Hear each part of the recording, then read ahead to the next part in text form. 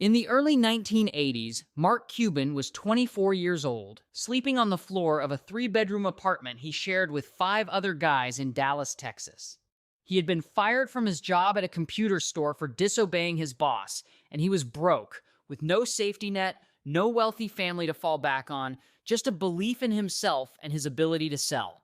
Cuban had grown up in Pittsburgh, the son of a working-class family, and had been hustling since he was a kid, selling garbage bags door to door to buy a pair of shoes he wanted.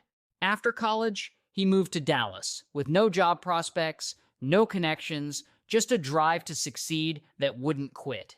He got a job as a bartender, then as a salesperson for a software company, where he discovered he had a natural talent for technology and sales. When he was fired from that job for closing a deal instead of opening the store, Cuban decided to start his own company. He founded MicroSolutions, a computer consulting firm, working out of his apartment, sleeping on the floor, eating cheap food, and pouring every dollar back into the business. For years, he worked 7 days a week, often sleeping at the office, obsessed with making his company successful. His hard work paid off. In 1990, he sold MicroSolutions to CompuServe for $6 million, making him a millionaire at age 32. But Cuban wasn't done.